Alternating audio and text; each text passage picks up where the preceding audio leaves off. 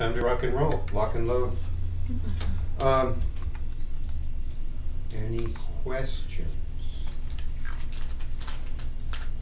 Okay, then we're done. Thank you guys. Online audience. Who's online? Anybody online waiting to talk to us yet? Let's see. Your stream takes a while to pop up usually. Yeah, it's like a 30-second to a minute. Here we go. Remind them to You have one watching. what do you call it? Like your page or follow. Okay, yeah. It would be really nice for all of you watching online if you like the channel and followed it. YouTube has a peculiar requirement To watch. that if I get 100 people following, then I get to change my YouTube channel that pops up that you have to type in from this generic alphanumeric string to just something simple like Golden Eagle. So, and there isn't even a way to get around that by paying them a whole bunch of money, which I don't have anyway. So I just need a lot of people to They need to subscribe to be able to comment. So if you could subscribe, then you can comment online, and we'll try to work in your questions. Yeah, please subscribe to YouTube. It's free. And all you got to do is give them your name or a made-up name, an email address, your social security number, your date of birth, your mother's maiden name, your first grade pet, and that's it. And nothing bad can possibly happen. No, seriously, if you sign up, then you can log in, and then you get to comment and participate. And we have a fine gentleman here monitoring that, and will throw things at me when you have questions from online. Any other questions? How's the reading going? What? Better than it was, but Okay. slowly. You got the reading list, didn't you? The book I get list? one. Okay. Any questions for those of you who started your reading? No questions. It's all going well. You're done. No, not good. I love the Coyote book. Yeah. I still. It is. It's an amazing I'm book. actually glad that I was forced to do it with an ebook because all my highlights just stack up on top of each other when I go into the app. And so. Is there anything you didn't highlight? But no, it was a trip. It was good. Yeah. Okay. And I. Did you finish it? Mhm. Oh, okay. And Cool. done a lot of Atlantis reading. So when we last week never got to Atlantis again, I was like, just like pack my brain full of I'll this see if stuff. we can't work something in tonight. So, for the students in the school, when you start out, as soon as you commit to being a student, you get certain benefits both on this plane and the higher plane. When you start doing this work, it's like a little light bulb goes on out there in the matrix of the universe, and everybody sees it. The good guys see it, the bad guys see it. Bad guys will try to take you out, the good guys will try to protect you. But when you become a member of the school, and you're not just waking up on your own randomly, you obtain a certain level of protection on these higher planes from me and my whole lineage, going back, way back a long ways and way high. We're part of a lineage. And as long as we are pure in our intent, we have the protection of that lineage. It's sort of like out there in the ethers flashing the right gang sign. And, oh, she's with, them. My, look over here, that's a much easier target. So that's kind of one of the benefits you get. On this plane, one of the benefits you get is discounts on classes and workshops. And you get me yelling at you. That's a big plus because it pushes you to do work you would not otherwise have done yourself. And you make progress that would have taken you years. It can now take a lot less. Instead of 10 years, it could take 9.5. So it's better to have me yelling at you, figuratively and literally when necessary. Question? Well, I was just going to add a comment. on that note, I told you I knew that I resented discipline, but I know I need it. Yeah. What I have found is that I am a far greater taskmaster of myself than anyone else could be. Oh, well, And- that's a challenge. Just, Oh, I got it. Oh. I nearly melted down at one point because I stretched myself far too thin. Yeah, but well, I can but help it with was that. a challenge, and I liked it. Well, what you're gonna find, speaking from personal experience, just knowing that your teacher is gonna ask you certain questions about, gee, have you finished your reading? You're gonna go, oh man, if I don't make progress by the next time he asks that, oh, he's gonna like embarrass me in front of everybody. I gotta finish one Yeah. of them. Exactly. Pick one. Finish it. Okay. For those of you who attended the shamanic weekend a few weeks back, one of your assignments was to write me a report. One person has, and everyone else has not. I started it. Oh, good. Good. Actually, So, 2 people that have. oh, I'm a I- student, right? yeah, technically, Well, yeah. I stand corrected. 2 people who were there have submitted reports. The rest of you are, I'm still eagerly awaiting. Yes, sir. So, the reason I bring that up is because there are some processes taking place in your consciousness. And it was like planting a seed, awakening a seed. And I need you to go back there and revisit that to nurture and care for that seed. And the process of writing the report is going to do a lot for you. And it will tell me what the effect of that was on you. And then I make adjustments in what you each need. So it's really part of this working in small groups thing I keep referring to, and that energetic friction. Okay, so we've been talking, question? Did you want me to do announcements now or at the end? Oh, now, thank Okay. you. So, Kent, maybe you can explain things over here. There is a new flyer out over here. It did go out on line and an email to those in the outer circle. So basically, this is for the Saturday, April 28th day of Akadua training. So there's the level 2 course in the morning, the level 3 course in the afternoon, which includes the invocational dinner that evening. Anyone who already has a level 2 or level 3 is welcome to repeat those courses at a fraction of the cost if you would like. Be sure and let me know if you think you're going to be there for any of the repeat courses. And there will be, for those of you who are level 3, if you do want to be there for the level 3 portion, there's going to be some advanced techniques that are going to be given during that. It's only a few hours in the afternoon, and then the invocational dinner is also part of the more advanced applications of the Akadua training. So the space is going to be limited, so be sure if you reserve before the 7th, there'll be a discount, and you can also arrange for payments if you need to.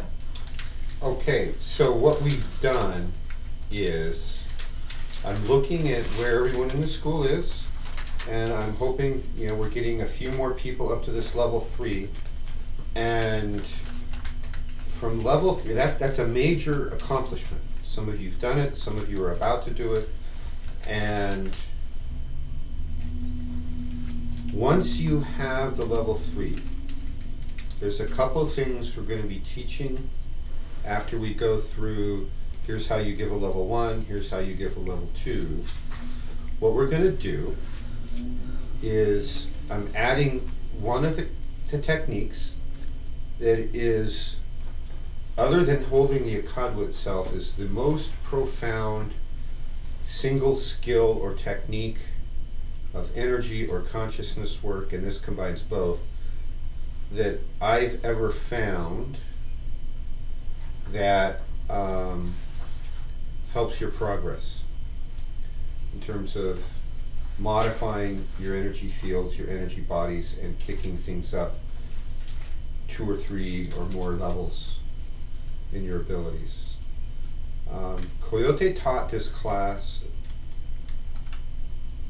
2010, and there were probably 30 people at that class, and Bonnie and I, it was like wham, we instantly resonated. We've been doing it for 8 years now, and only in the last year have some of the other students finally gotten around to doing it regularly. I would say for me to have gone through all my shamanic training that I did as relatively fast as I did, sometimes I think of it as fast, sometimes I can't believe it took me that long. This was the skill. This was one of the key skills that made that possible. I can't recommend it enough. You'll hear more at the class if you come. So if you already have your level 3, for those of you who do, and you want to come, the invocational dinner price is what, $25? It's $25 if you just want to come to dinner. If you're going to go repeat the level 3 class, it's $50, and that would include the dinner. So it's just another $25 to get this special training. So for the people who are students and doing that, again, we're making that as reasonable as possible. I should charge a lot more, but we're trying to juggle everything, and for everybody. So the key for that is it will help your progress a lot, and I recommend it. So that's the 28th, just under a month away. Any other announcements? Yes, there's the Consciousness and Toltec Wisdom series that's going to begin on the 19th of May, and we wanted you to talk to us a little bit more about how that's different.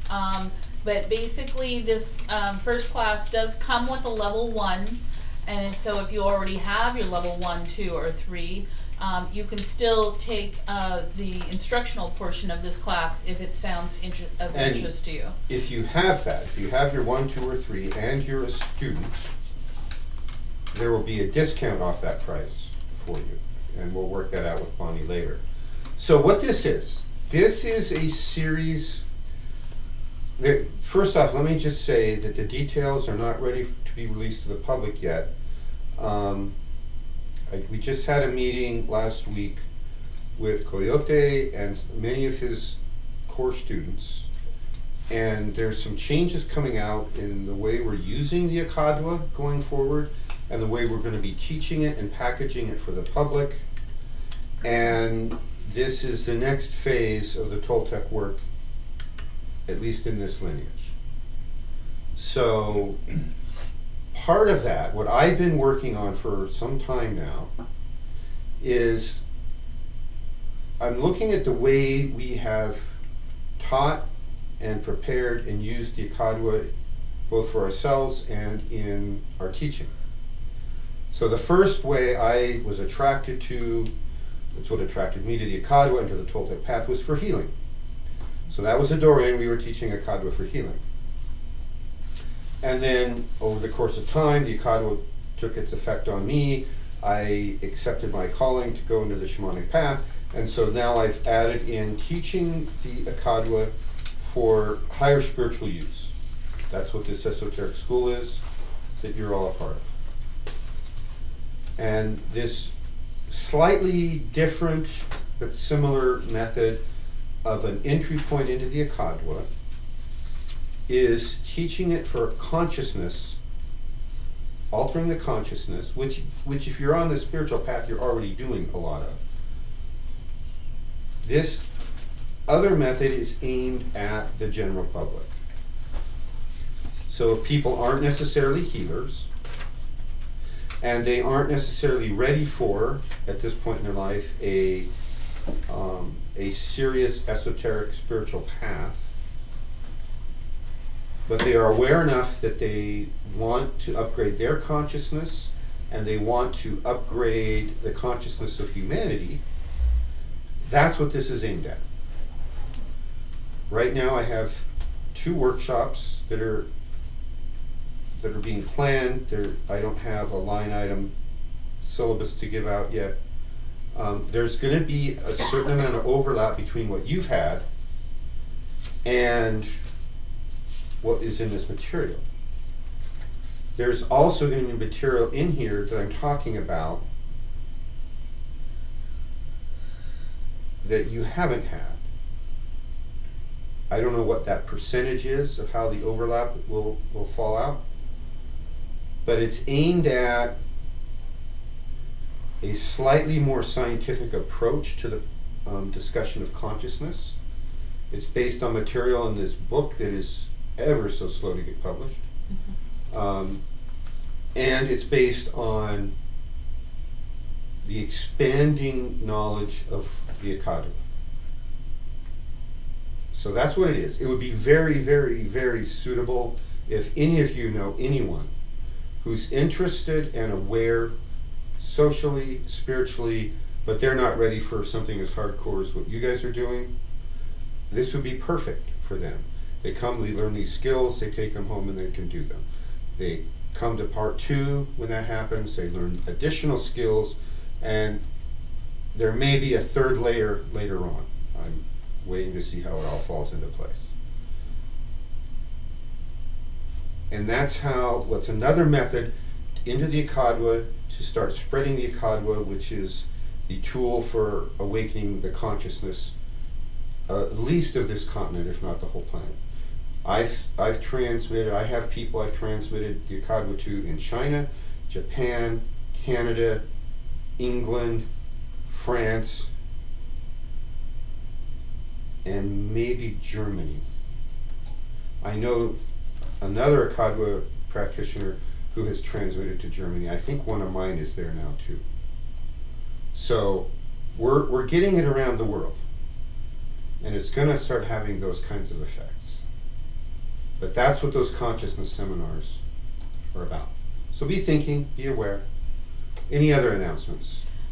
Just a reminder that we do have, a calendar of a few more items.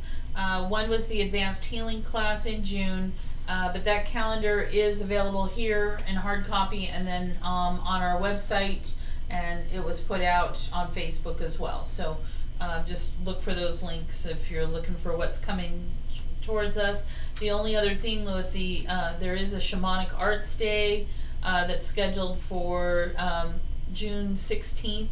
That's just during the day, and we'll meet early in the morning up in Mount Shasta and do something in the region, but it won't be an overnighter. But it'll be similar to some of the techniques and things and work upon those that we did last time. The only other thing to announce is just a reminder that we are not meeting next Monday. So there will be no discussion next Monday, but we'll pick up the following Monday here. Yes. Okay. We did announcements. I reminded people about their reports. What were we going to talk about tonight? Nobody had anything they wanted to Oh, Toltec stuff. New realizations, how it affects History, the- Atlantis. Oh, Atlantis. Somebody wants to talk about Atlantis? Nah. Meh. Okay. I'm going to drink some more water here. Okay, so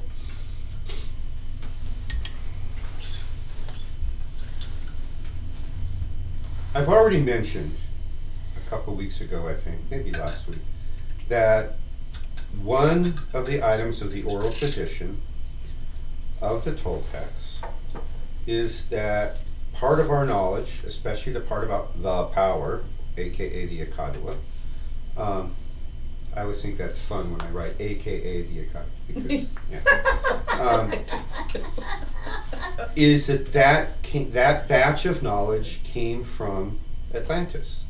That the Toltec ancestors had lived in its island in the Atlantic Ocean that sank, and they'd come by boat to North America, and here they were.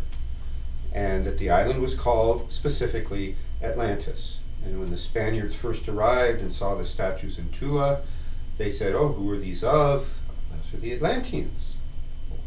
How do you know about the Atlanteans? That's a purely Greek myth, right? So we've had that discussion. And we talked about Ignatius Donnelly and his work. And it's called, he wrote 2 major works on Atlantis. One is called Atlantis, the Antediluvian World. And that's the one that he goes systematically through all the archaeological, anthropological, biological evidence that says there used to be a continent right in the middle of the Pacific Ocean, right where Plato said it was, and it was called Atlantis, and it sank. And any historian, any archaeologist who claims that Atlantis can't possibly have existed, who's never read that book, has not done their professional due diligence. And he started the modern resurgence then of reevaluating the case. Was that really happen? And so that's really all I want to say about that, except that they are finding strange man-made ruins underwater in the Caribbean, off the Azores, a few other areas in the Atlantic Ocean, kind of sort of in the area where Atlantis kind of sort of is supposed to have existed. And then we talked about the Troy comparison, also mentioned in Greek mythology, also believed to have been purely mythological. Yeah, so you were, sorry, Yeah. I didn't mean to interrupt. No, that's okay. The people that made this documentary actually referenced that same person who found Troy. They're doing the same thing with Schliemann, yeah. Schliemann. with Plato's descriptions of Atlantis and this anomaly that's in the African desert, like the northwest African desert. They call it the Eye of Africa. Fits the exact parameters of 23 miles across, ring within ring, seashells in it, and then there's seashells all the way to the coast. Is that off the coast underwater? No, this is On land? This is on land, and they're saying it was a tsunami. Is this part of the Sahara now? The Tassili, Niger? It sounds about right. Yeah. Yeah, The okay. documentary is on Netflix. It's broken up into 6 parts. And It's on Netflix. Okay. no, on YouTube. Oh. Did I say Netflix? If it's Sorry. on Okay. YouTube, send me the link to the first one. Okay. But, and no rush because I'm going out of town for a few days. Yeah. So, Me too. You could send it to me. I'll post it on, or Bonnie will post it on the Golden Eagle Facebook page. I don't know that evidence, so I'm not going to comment on it until I've watched it. It's very clear that they referred to an island that sank, and it's very clear that it was out here in the middle of the ocean and not on the land mass that's now Africa. And one of the pieces of biological evidence he lists about Atlantis is there's a species of eels that live in the ocean but spawn in fresh water the same way salmon do. Oh, wow. And they go all around the Atlantic Ocean, and they go up in England and I think up to Scandinavia and all through Europe, into Africa, South America. North America has species of these eels. They go upstream, they spawn, they go back to sea. There's a group of these eels that congregate from all around the Atlantic. They come to the center of the ocean in what's called the Sargasso Sea, which is the shallowest part of the Atlantic Ocean. They mill around crazily, swimming and swimming and swimming, looking like they're looking for something, and then they give up and they spawn in the salt water, and then they go back out to sea. And enough of them survive that now they've become adapted to spawning in salt water. But they still, to this day, come back to that area like they're looking for where they belong. Then they end up spawning in salt water because that's all they got, and then they go back out to sea. So it's really interesting. So read it.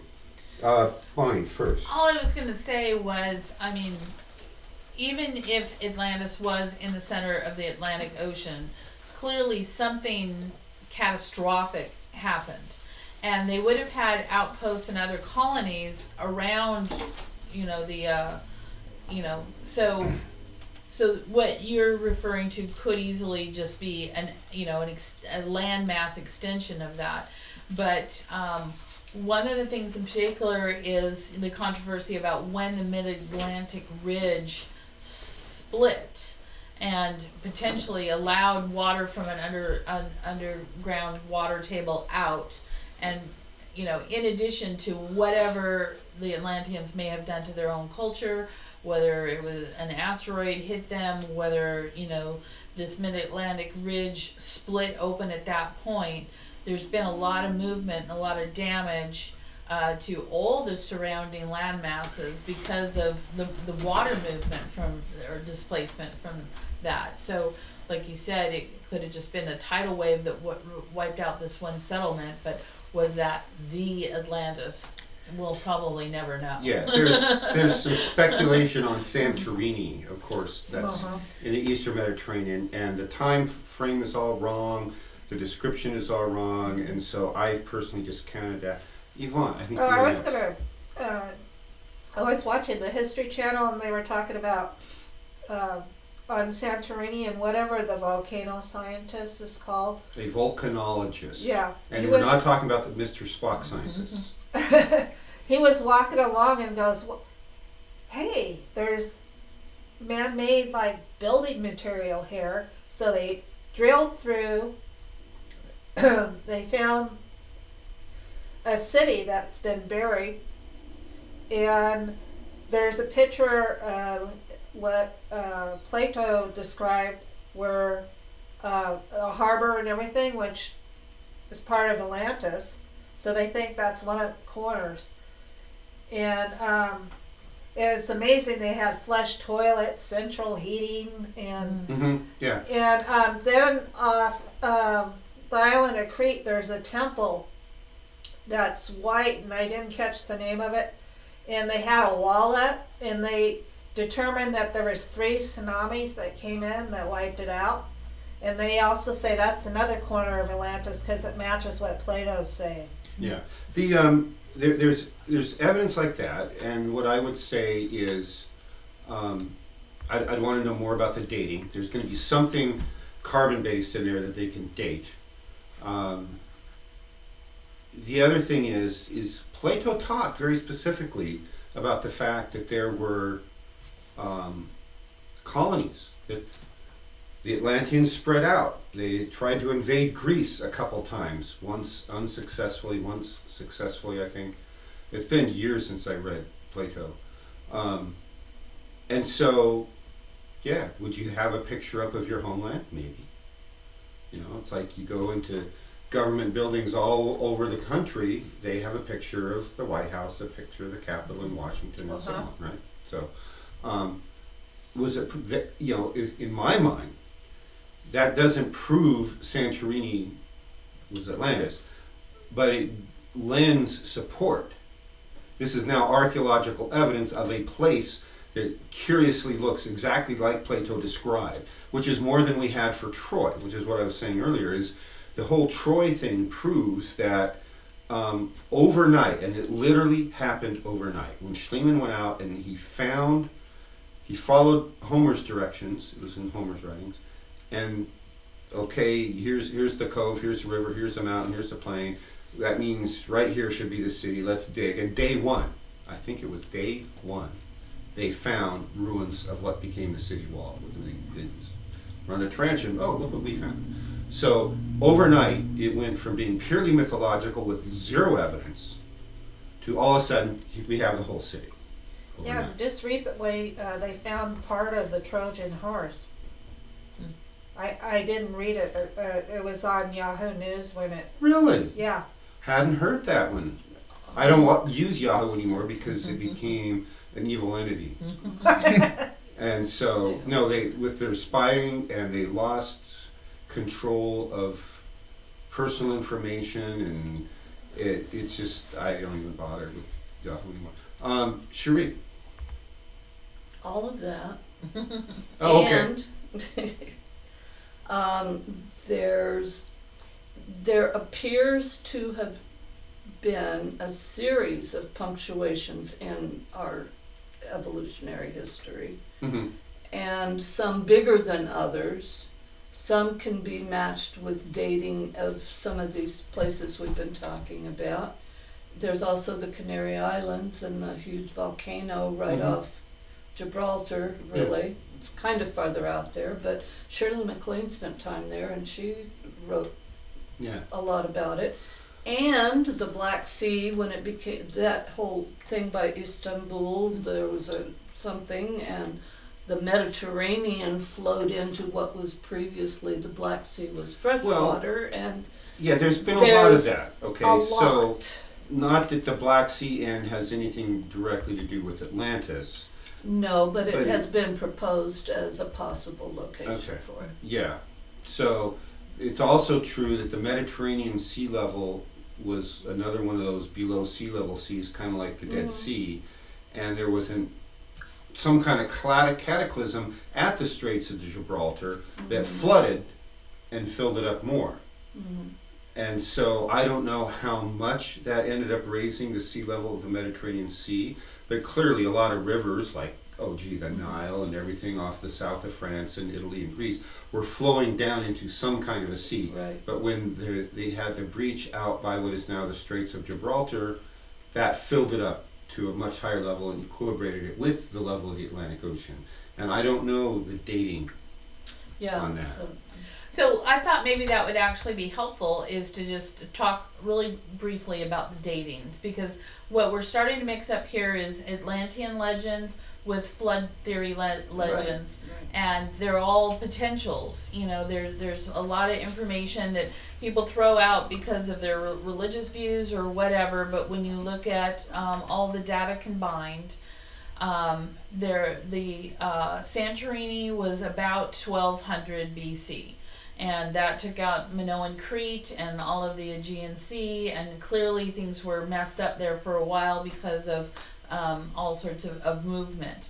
But that really, in the greater scheme of the universe, is not that long ago. And, in other words, that was only about 600-700 years before Plato. So what he's talking about is something much more ancient. But then there's all these other legends that talk about a much more advanced race that destroyed itself, that had nuclear weapons, could fly, could do all sorts of things, and that Atlantis would have had to have been prior to our accepted timeline, which in most books go back to about 4,000 or 5,000 BC, and that's the recorded history that we have.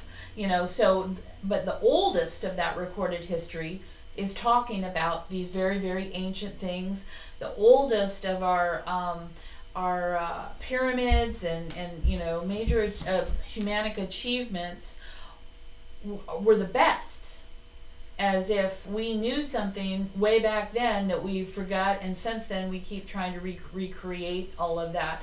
And so for the most part, I think we can agree that there actually was a Noah's flood somewhere about 4,000 to 6,000 BC. But that even with the Gilgamesh legends and looking at all of that, it was probably referring to something that was even older than that. And so then we have this whole period, we've lost about 6,000 years between 6,000 BC and 12,000 BC that just got wiped out by whether it was floods, glaciers, comets, you name it. Something happened and everything is basically destroyed until we get back to about 12,000 BC, in which case we see things like the cave paintings in France and different things like that. But clearly there was something big that happened. That history, the second Donnelly book that he was referring to is called Ragnarok. It's the full title. That's actually the subtitle. The full title is Atlantis, or the Destruction of Atlantis, Ragnarok, Age of Fire and Gravel. Ragnarok is the name of an Icelandic legend / god that rained fire and gravel on the earth and covered and did this mass destruction thing. So And that's what I'm talking about. And that seems to be back at about 10 to 12,000 BC. And the legends that come from that time talk about, you know, a superhuman race that destroyed itself with its own technology. It talks about, you know, because of that, the people laid down their weapons and refused to fight that way anymore. And then, of course, they were, whatever their technology or their intellect, they were subjected to these natural disasters and cataclysms that happened, and including then the Ice Age. So the whole thing about the rising sea levels is the sea levels have been rising ever since then. So some of the stuff that I looked at in medieval times, you know, a big abbey is only now about 30 feet away from falling into a cliff, where originally it was half a mile to the cliff edge. So over time the sea levels are rising, they're wearing away at the cliff edges. So we got to remember that what things look like now, even several thousand years ago, didn't look like that. And when we go back even farther, you know, so there's a lot of different theories, but I think, you know, it's like everybody wants to fit things into the puzzle over time, but Santorini is not old enough for the Atlantean legends that go along with it. So let me kind of cap that with somewhere in that 12 to 15,000 years ago, which would be 10,000 to 12 or 13,000 BC, is the approximate time frame where there could have been more than one major cataclysm. One second.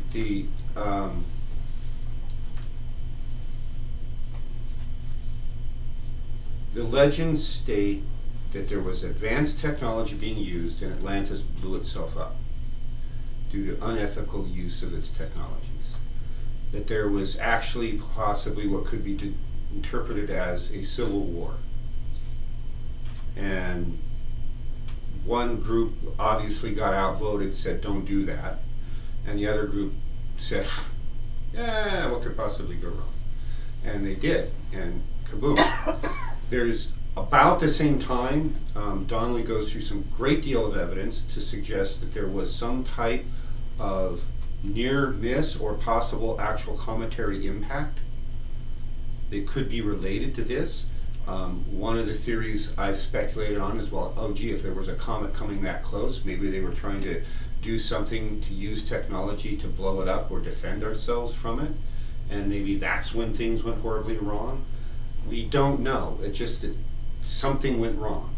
That's what some of the oral legends state, coupled with some kind of natural disaster that could be when there's some speculation that maybe that's when actually the Mid-Atlantic Ridge opened up again. There's some evidence to state that's about when the Ice Age started, and when you look at the physiological, the global effects of this cometary near miss, whatever it was, blocking out the sun, that appears to have possibly been the trigger for the Ice Age that then ended, that could have lasted hundreds if not thousands of years before things settled down and we started coming out of the caves we went into for shelter and things of that nature. And that's when so-called recorded history began, but not quite. The records we have are like Bonnie was saying, it's the cave paintings and other archaeological evidence that we have of the things that were big enough and massive enough to survive. The underground cave cities, like, you know, 5, 6 Darren stories. Kuyu is probably the biggest one, but they're all over. There's Cappadocia. yeah, some of these underground cities that were built that were big enough to house 40, 50,000 people underground, that had the central heating and the water and the airflow and things like that, and places to keep animals and places to grow food underground. There's speculation, with crude technology, those would have taken way too long to build, and if the disaster happened, boom, it's like So maybe they just bored, if they had more advanced technology, that those were made using something else other than just, stone tools. The timing, the dating that you were just alluding to around 11, 12, Somewhere in there. that one, coincides pretty closely, as I recall, with the site in Turkey, Yeah. Göbekli Tepe. Tepe, yeah. And it had been buried deliberately. Mm. And it's this huge, like, city-sized scale, and they've only begun to excavate. But the stonework, the bas-reliefs and all of that, I mean, they speak to a much older culture, and it was not a city with residences. It was a ceremonial ritual site. You'll see that a So, lot. Yeah, it was. Teotihuacan was partly that. There were parts of the city that were purely ceremonial and parts that were more residential. So that's the kind of time frame that we're considering, is up to possibly 15,000 years ago. And it's not that nothing happened before that. There's evidence, a variety of evidence to say that there were other human civilizations prior to that. And that's not what I'm talking about tonight. There's the missing 6,000 years. Bonnie and I will talk about this. Like, what went on in the missing 6,000 years from roughly 12,000 BC to roughly 6,000 BC. So the way we have oral legends passed down through a lot of peoples that they go back, and there's been some interesting, I guess you'd call it anthropological work, taking place in the people of Mesoamerica and Mexico, where people have gone in and interviewed the elders and talked to them about their oral legends and compiled stories and legends. And that's some of what Donnelly had access to when he did his book, because he was a congressman from Minnesota. And he had access to the Library of Congress. And so whatever was being written and compiled in that time frame, now he published his book, his first book, in 1882. He was in Congress roughly 10 or 12 years, I think. And he spent a lot of time there. So we're talking about his research being done in the 1870s.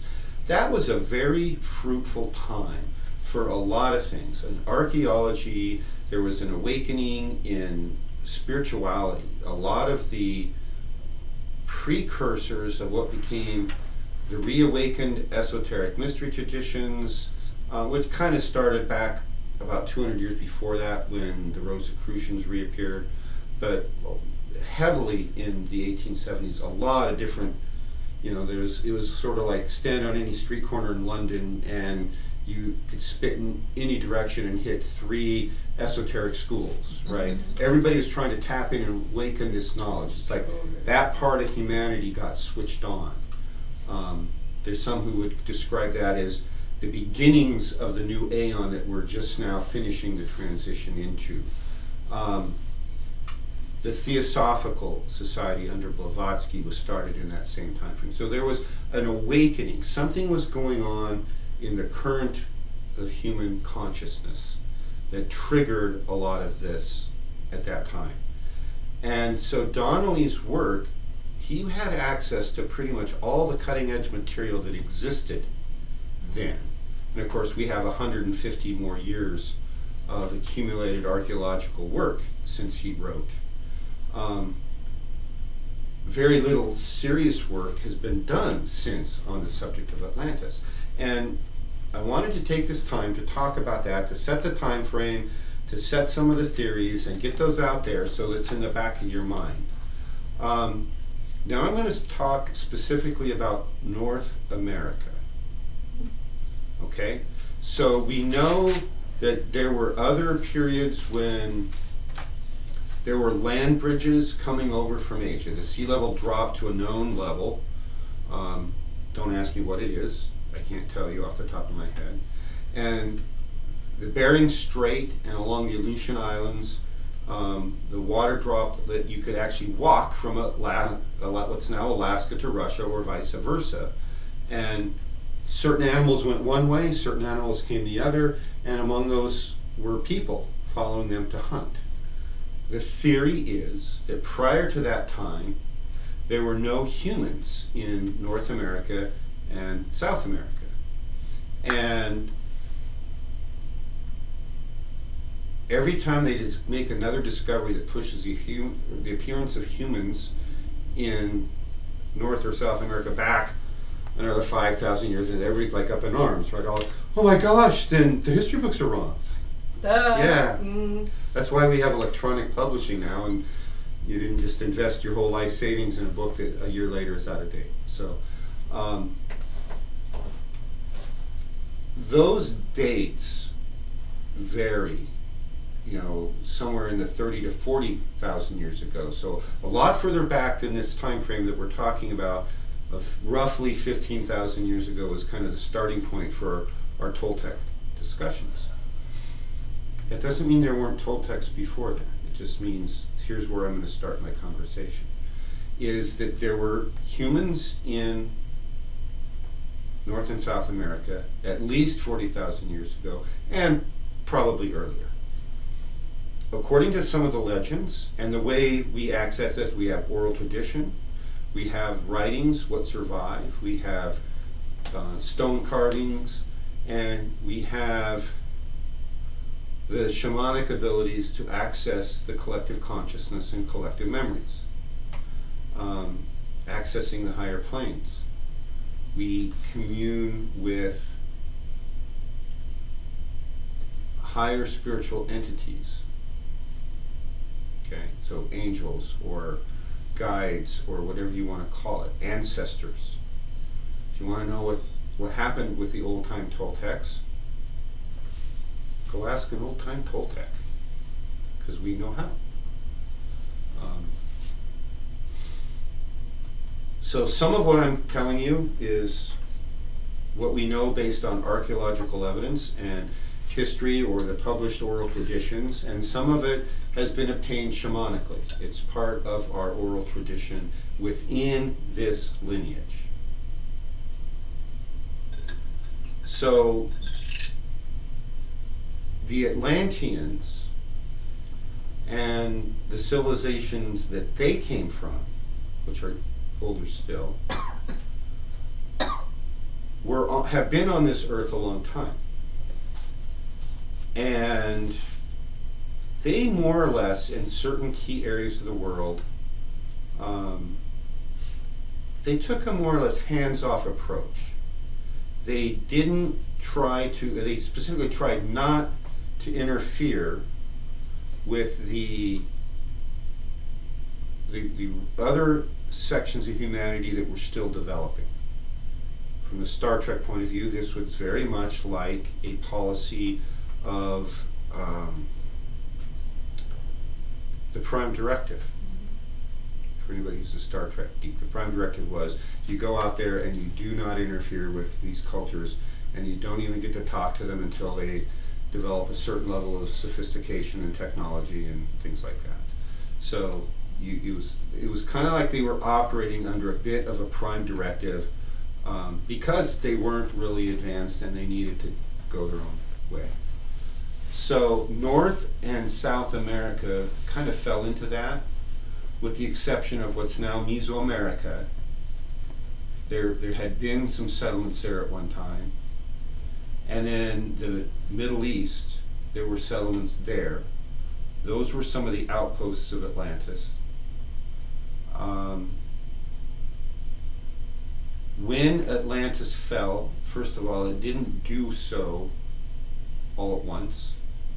There was a series of cataclysms according to these kinds of methods of communication.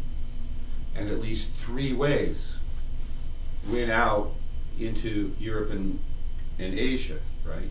The first wave went across the northern tier, then across the central tier, and then across more southern, which in that last wave would include Egypt and India as being areas where these Atlantean, so well, first they were more, you could think of them as colonist refugees, and by the end they were just purely refugees.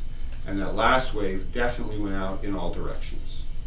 And that's one of the things Donnelly did, is he looked at the indigenous cultures all around the Atlantic Ocean. So Northern Europe, Southern Europe, Africa, South America, North America, and almost everywhere you look, these indigenous cultures had a legend that they came from an island in the middle of the ocean that sank, and their people came here on boats, and the island was called Atlantis, Atlanta, Atlantan, Atalantal, some kind of ATL root with some N's thrown in and some S's, and depending on how you spell it.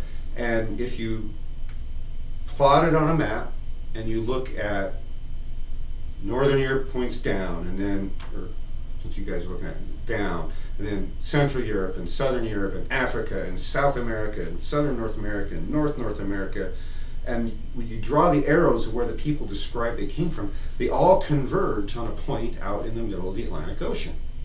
So that's some of the evidence that's there to be dealt with. And simply saying, oh no, Santorini, you know, and not look there. That's why I say, if you're a professional historian or archaeologist and you don't go look at and read Donnelly's book, even though it's 150 years old, then you are doing yourself and your clientele a disservice.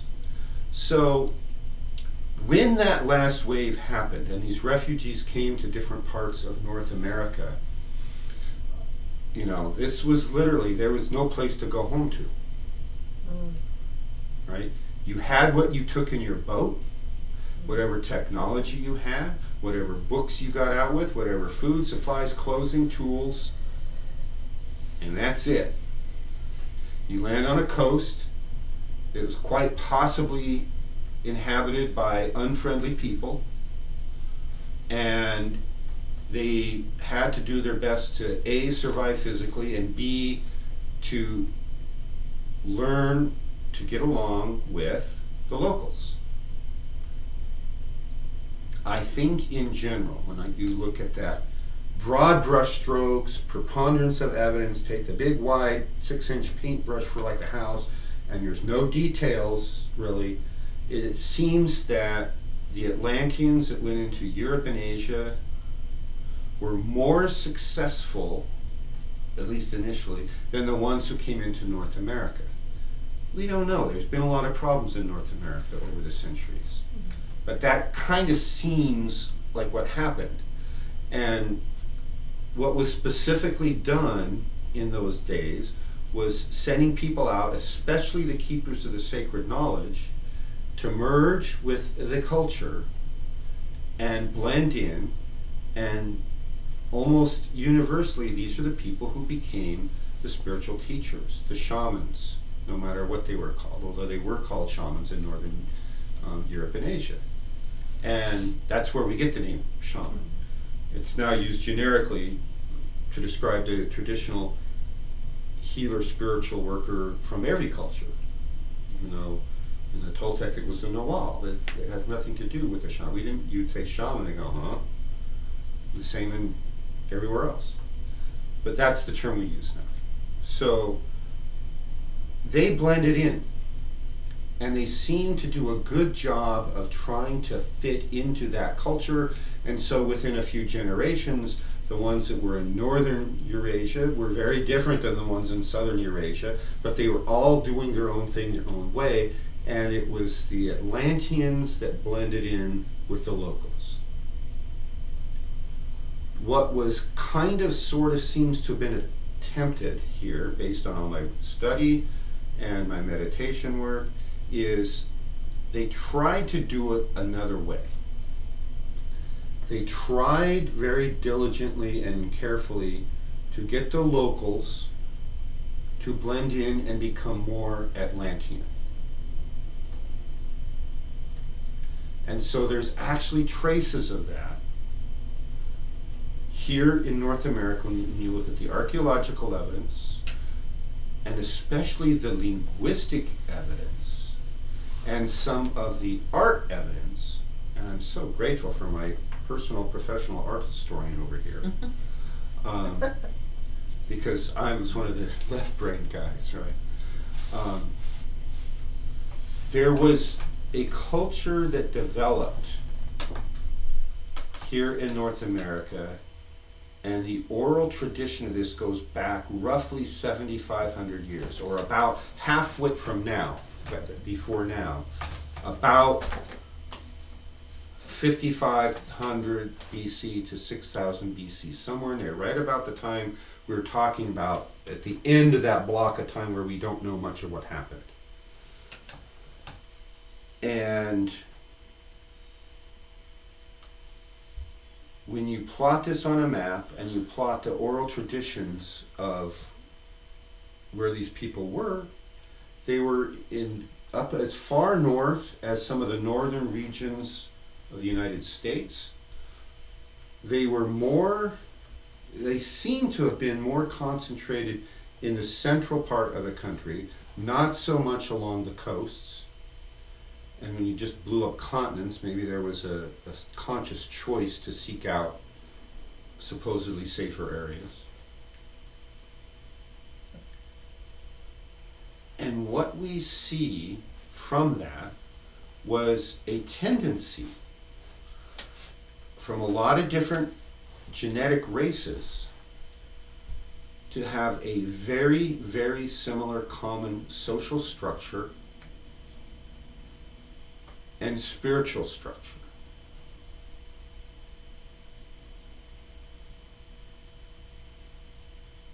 Over time, that northernmost extension seems to have been crept south, as if the people were being pushed south over time. The language that was spoken was Nahuatl, or Nahuatl. I've heard it pronounced on YouTube videos over the years both ways. Some claim it's this way, some it's that way. And one day I'm going to find a class or an instructor and take I just gave you that information. Yeah. So basically. But then I heard another guy saying it someplace else. All right, it doesn't matter what people are saying. It matters what how you're supposed to say it. So in English, we would say Nuwalt, because the T is there. But in the native language, they don't say the T, they say Nuwal. So if we're going to say it the way the natives say it, it would be Nuwal. Nuwal. Sounds kind of like New World, doesn't it? Almost. Or a new wall. Maybe we're supposed to build a new wall. Where can we put a new wall? It could be somewhere. Keep those Toltecs out. Hey, let's put a new wall around Washington, D.C. I like that idea. Fill it up. And then dump all the politicians in there and don't let them out. Turn off the electricity, turn off the internet, and may the Throw hungriest person Twinkies survive. over, they could have the Twinkie defense. They're cruel. It appears there is a wall about 2 miles underground somewhere in Indiana or Illinois, because I can't remember which. Oh, there's many. But it's the miners, there's like a newspaper clipping of miners back in the 1800s, and they'd sink a shaft and then they'd find something to follow and they'd go off to the sides with these tunnels. And at the end of one, this work crew it totally blew them away. They couldn't get out of the mine up to the surface fast enough. They encountered a masonry wall of alabaster blocks, highly polished. Oh, I'd love to see that report. Yeah. It almost sounds like it was there, and then the cataclysm of the comet thing, where Donnelly describes laying down hundreds of feet of stuff on the pre-existing surface, could have covered it just like that. Yeah. So what happened was, as these people were pushed south, it's like they had these lessons, but they didn't really come to fruition. It took a long time for them to get it right. And in this Nahuatl language, they have a word to describe the sum total of their ideal perfect society that was called Totekayoto. And it included things like the definition is the best, highest characteristics of your society in all aspects. It's like, I guess from European traditions, the closest word we could come up with would be like utopia. That was the goal. That one word, that one concept encapsulates the whole goal of what the society was, materially and spiritually. And so it entailed and required a balance of everything material, everything spiritual. It required a balance between the rational and the intuitive. So in the intuitive, you're starting to work with the spiritual planes. And that language is apparently the modern remnant of the language that was spoken in Atlantis. As it kind of merged with some of the other languages of those pre-existing residents of North America.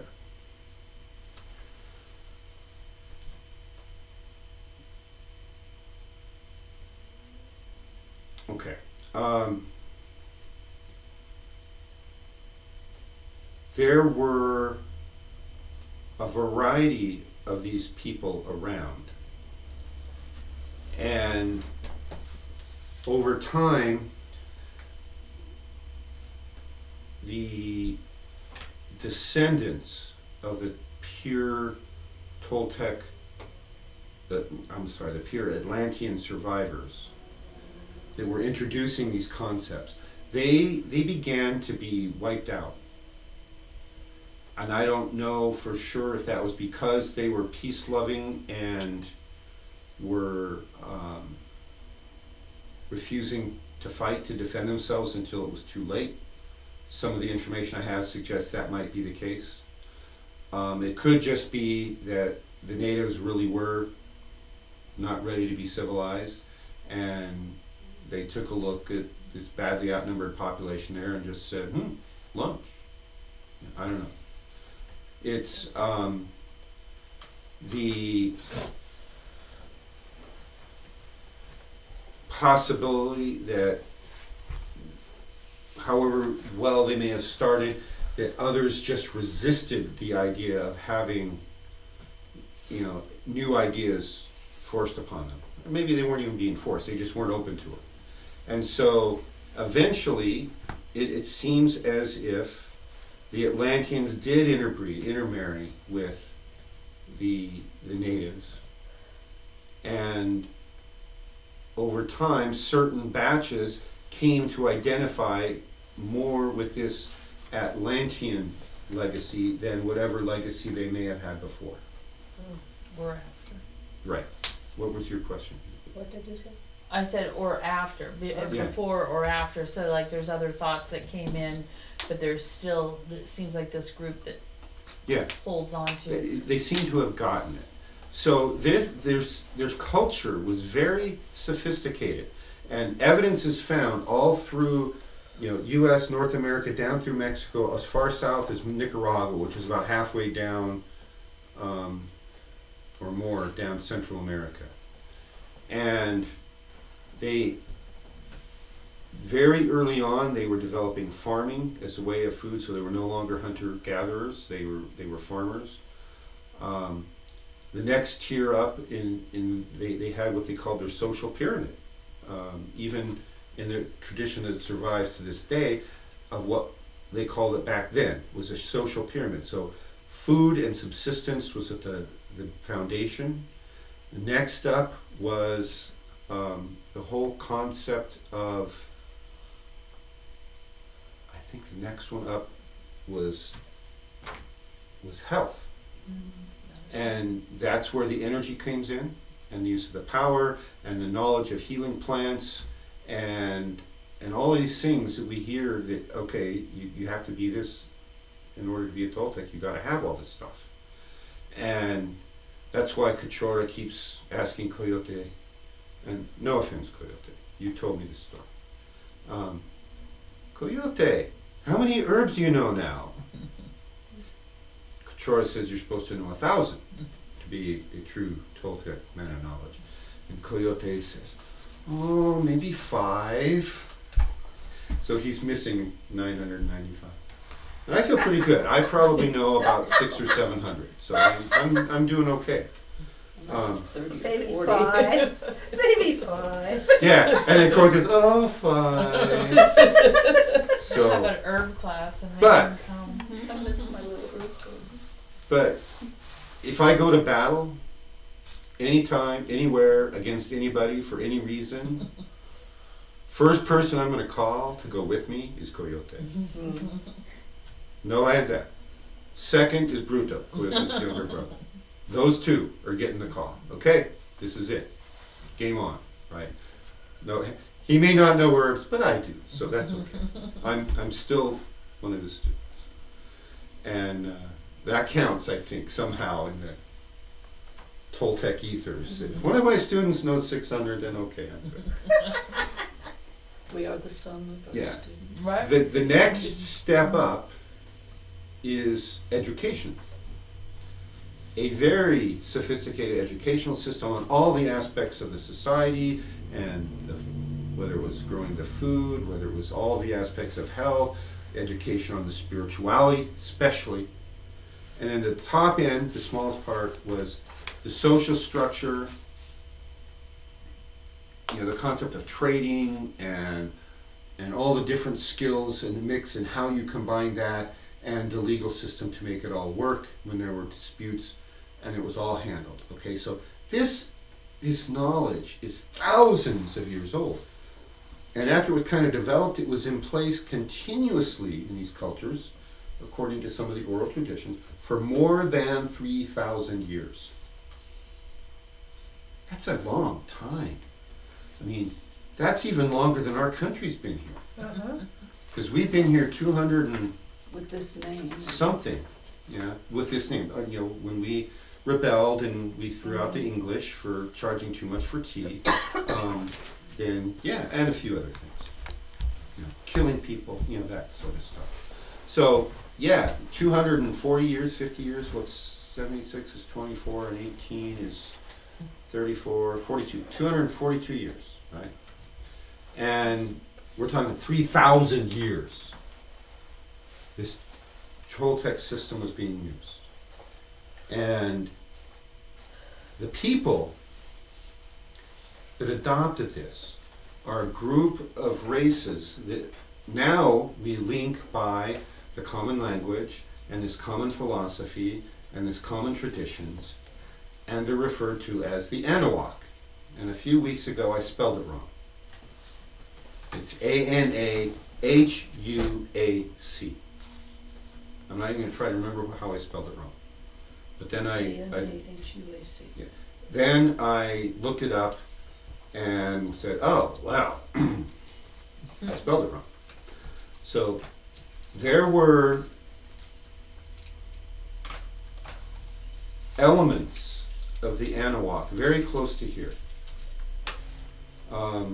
Remember that up until even 150 years ago, the geography of this area was very different. A lot more lakes and rivers on the surface because we weren't drilling wells and pumping the groundwater out that drops the water table. So I have what's that map? 1910, 1905 map of Siskiyou County. Oh, wow.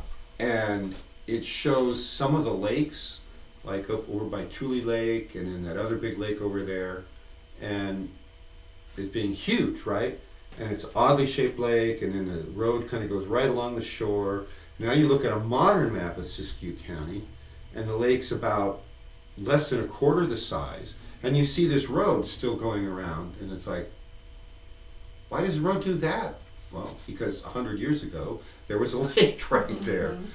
And there's a lake on the border of California and Oregon called Lake Aberg, if I'm pronouncing it right. And it's similar to the Great Salt Lake in that it's a high mineral content. It's one of the remnants of the inland seas that used to exist here. It was not part of Lake Bonneville, but the next lake west. Great Basin. Yeah, I think it's part of the Great Basin. but it might be over the mountains from what we define as the Great Basin today. But there was a whole series of these. And the lake today, Lake Aberg, you're driving by and you're looking at this going, wow, it's beautiful and gorgeous and not one bit of development on it. Well, then we read about it. That's the way we came back when we came back from the solar eclipse last year. And I'd never been there before. You know, it's like, see it on a map and forget about it because it's out there in the middle of what's now nowhere. And this lake, you can see somewhere between 100 and 200 feet above the current lake level, you see the old water line where it was that level for a long time because it was there long enough to erode the cliffs. It's just like the Great Salt Lake. When you're driving through Utah, you can see that water line up there. So Lake Aberg's like that, but it's highly mineralized. Nothing, no fish live in it. Wow. You can't drink it. And if you try to go swimming in it, it kind of like does something to your skin. So that's why there's no development there, is it's just there. And it's this water that can't be used. The only way you could use it would be you would have to pump it out and run it through a distillation process to extract all the minerals and just leave pure water out. Then it could be used. And that would be a big, expensive process to get if you were trying to like irrigate a farm or something like that. That might not be worth it. Be cheaper to go find land where there's road water. Question over here. It just seems like if one had a mind to, it might be more productive to spread it out and dry it depending on the mineral content. Well, that's what they do in Salt Lake. Like I mean, that's where borax all the down yeah, and all the Needles salt and- comes from. I don't know that this was a salt lake. It's No, a it's mineral, not. but It's- there is But it mineral might be mines around there. It's Magnesium very- or anything. It's a very alkaline set of minerals. Yeah. So, anyway, that region, it's a little bit east of here, was kind of about one of the northwest extents, maybe a little farther north into what's now Oregon, of where the Anahuac people were at one time.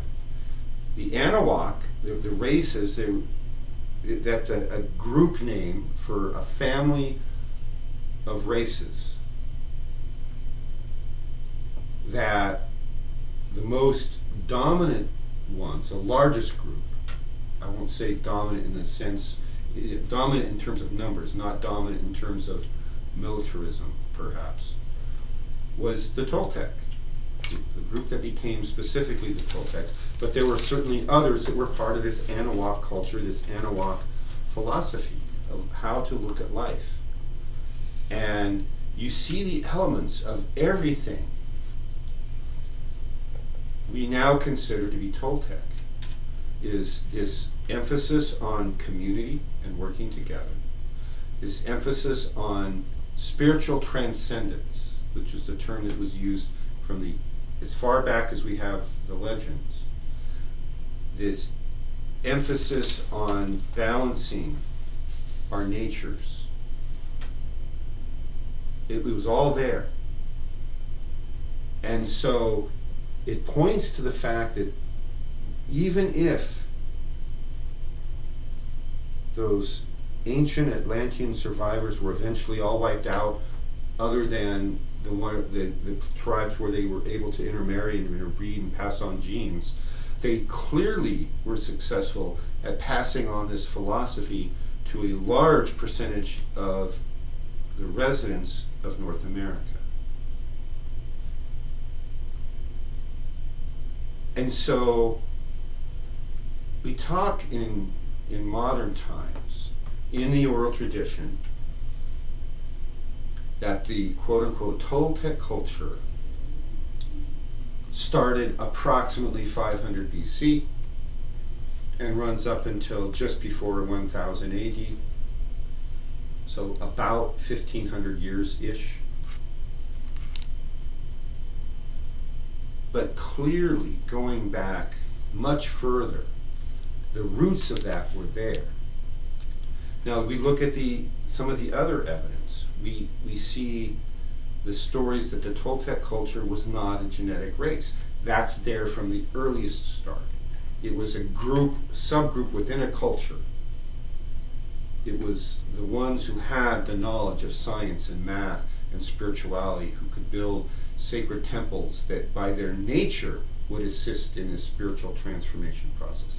From the time these Atlantean survivors came to North America and started trying to blend in and pass on this knowledge and share this knowledge, that structure was there from the earliest stages.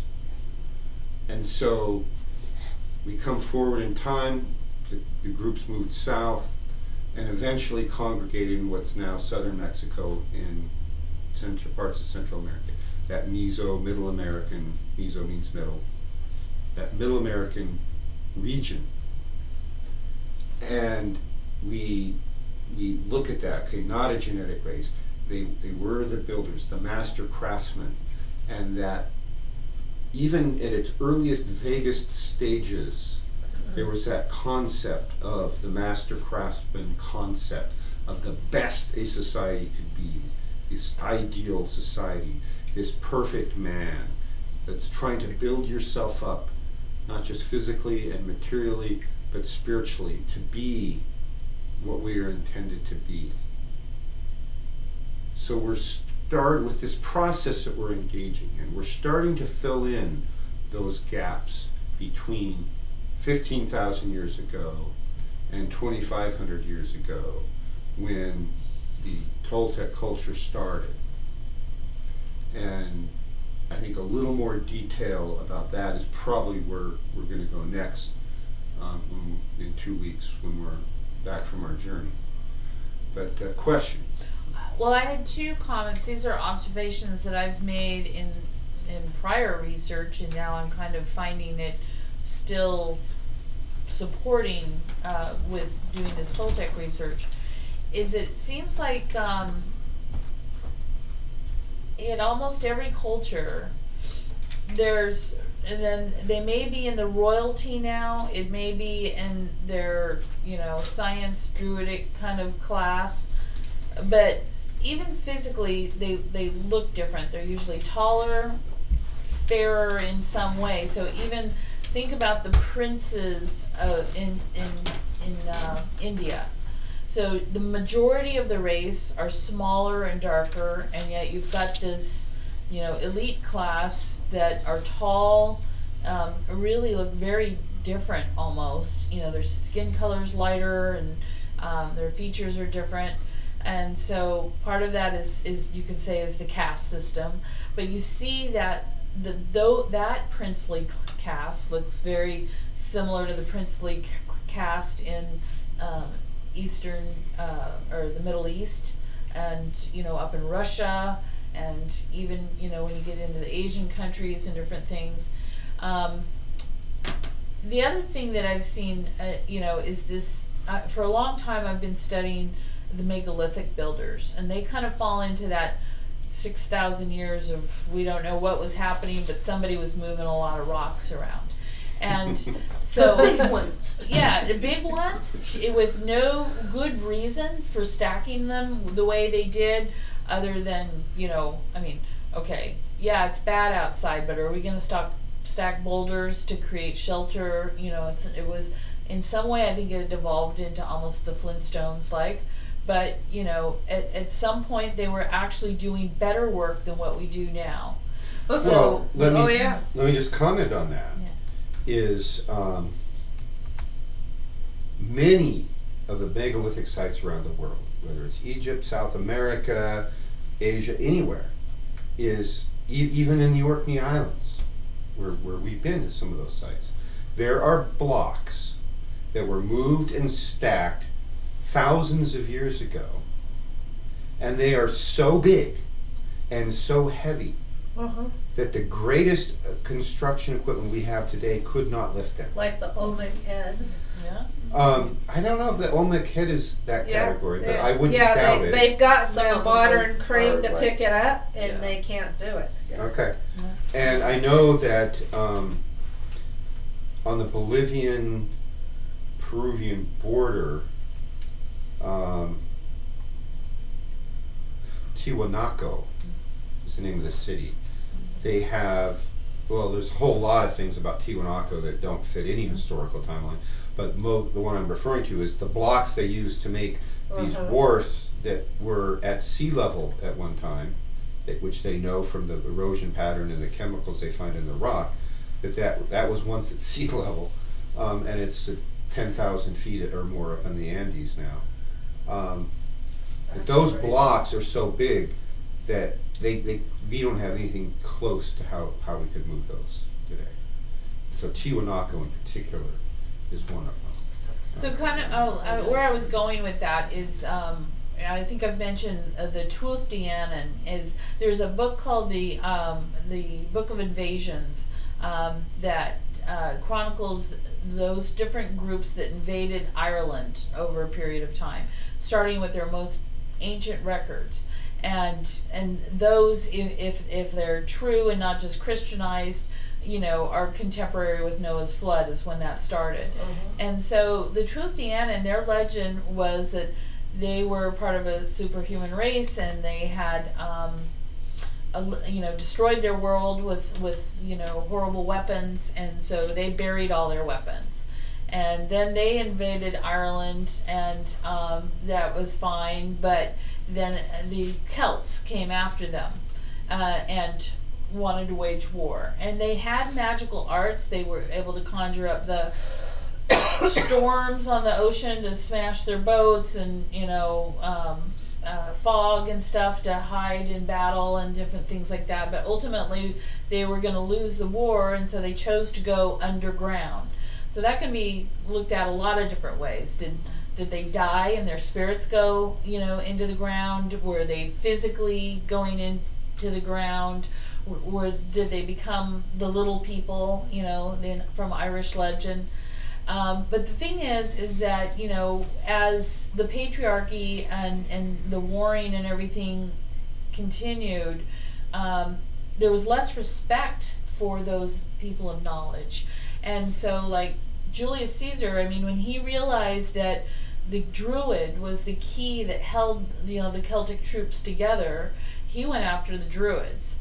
And so they were basically mass extinctions in Europe of the Druid class for that purpose. First they went to Britain, to Ireland, and to Wales, but the legends state that they came to America. So that puts our holy men from European legend in America 1,500 years or more before Columbus, at least. And so that's happened kind of systematically all over the world, that as we don't value that knowledge anymore, and we attack it, that we either extinguish it or it just goes somewhere else. And so one of the comments I was going to make earlier when you were talking about back east is that well, first of all, you talked about things moving farther and farther south. And part of that just could have been the Ice Age, and the ice pushing them farther south. But it seems like there's key places where some of this knowledge seems to congregate, almost like a wellspring coming out, and whether they're coming up from the earth or whether they're just congregating together, or that's where the information is and people come to get it. There's places back east in America, and then also like back in Siberia and such, that are like kind of well springs for this stuff. But one of the legends I was talking about or reading about recently was talking about the giant races. And those very clearly were held separate. They were doing their own separate thing. They weren't intermixing, but for whatever reason, because of their size or because of the climate and because things have changed, they started dying out unless they interbred. And when they interbred, then you've got smaller giants. So you have, these taller people, that have some supernatural seeming kind of characteristics.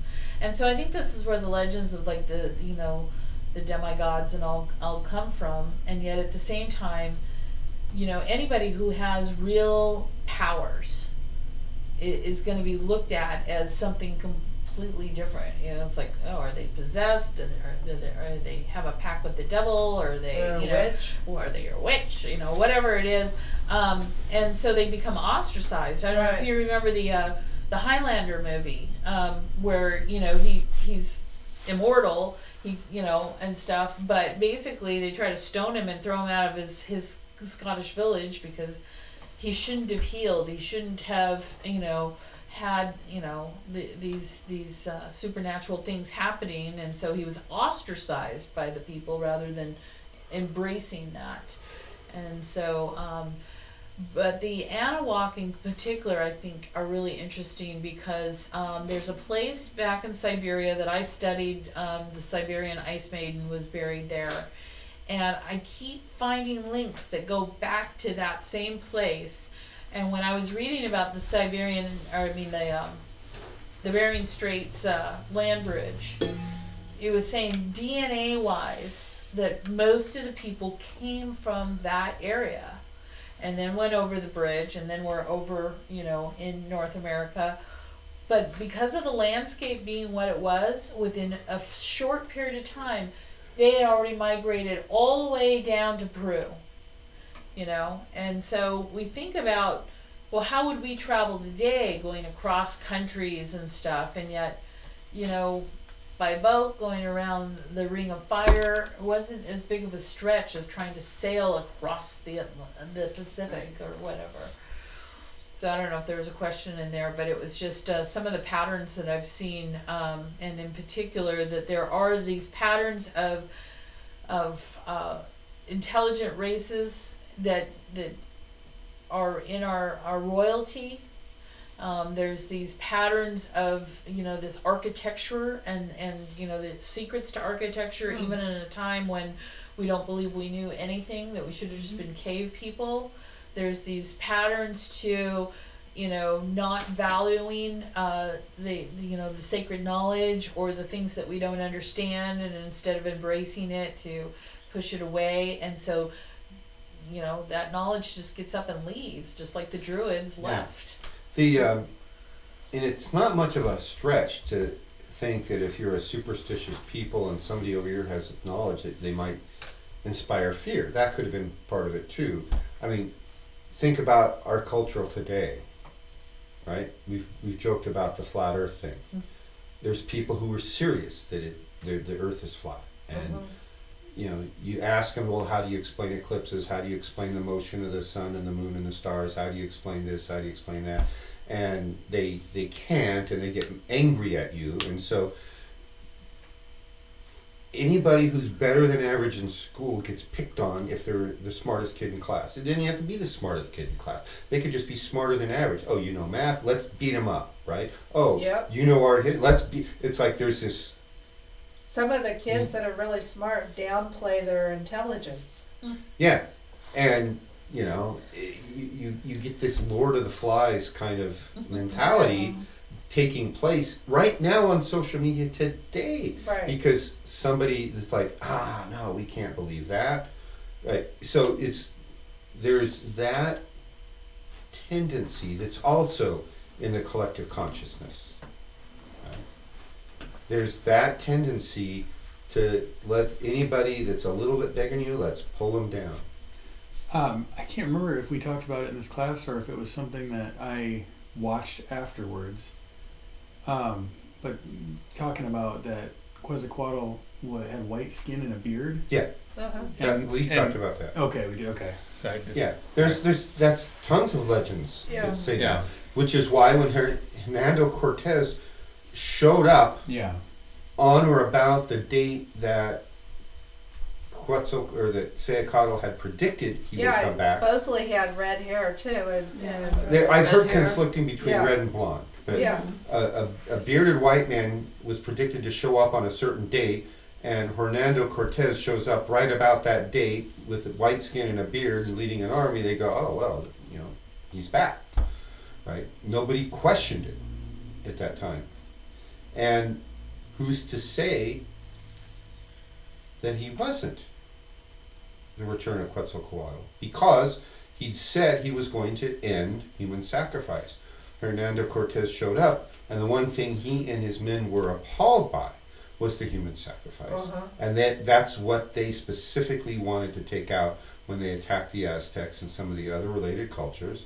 Unfortunately, the Spaniards did a really good job of throwing out the baby with the bathwater.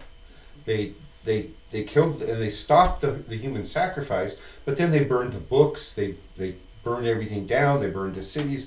They described Tenochtitlan, the city of Tenochtitlan, which is now Mexico City. It was an island on a lake, a walled city, and then around the edges of the lake were other things, and there were in a couple other cities there. It was more than 100,000 people. It was bigger than any city in Europe. It was filled with gold, and it was just, they thought they were in heaven. The men thought, okay, we're here on this strange continent, everything's strange, everything's new and different. They see Tenochtitlan, and they think they're seeing heaven. There's journals from some of the men in his army where they posed that question. I just read this a few weeks ago in some of what I've been reading, that they literally thought they might have been in heaven. It's that beautiful, and what did they do? They destroyed it all. All in the name of stopping human sacrifice, so they destroyed everything. The godless heathens. Yes, the godless heathens. So we're really doing it for their own good, though. It's okay. Yeah. Let's burn them at the stake, and let's do all those other things, because it's really for their own good. So that is the era, this ancient era, that post-Atlantean era, about the Anahuac and that common culture and that blending that happened. And these tall races, there's been stories. And unfortunately, you have to be really careful. Some of the articles you find online are completely false and forged about, oh, the Smithsonian did this, the Smithsonian did that. There's enough evidence that's legit. You don't have to forge things to document the fact that there was strange cultures here in North America long before the pre-Columbian time frame, long before, thousands of years BC. There were cultures here, and some of them were advanced. They built cities. I'd never heard about this underground alabaster wall. I would love to have you share that with me, if you even have access to it. It's in a book I have on my shelf. I'd love to know more about I'm thinking of calling my apartment the reading room. There you go. That might We work. will probably be very happy to take you up on that. We'll bring Super. lunch Super. and we'll read. But not tomorrow. And some of it's still in flux and being arranged. I discovered I had 2 copies of a book. Okay. That's never a bad thing. No, but she's got one now.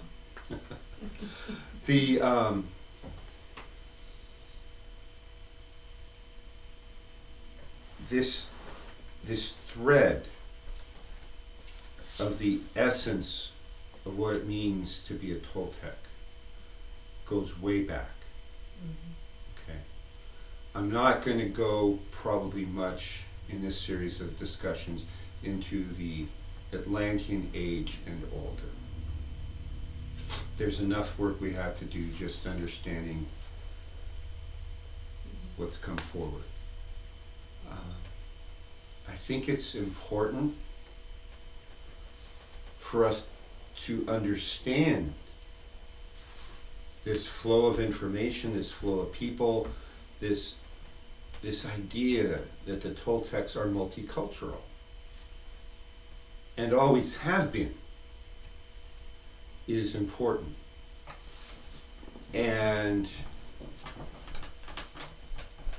the working together in groups, the sharing of ideas, the synergy that comes from that, it's not possible any other way. And those are all lessons we need to learn. And by we, I don't just mean our Toltec party, I mean humanity needs to learn it.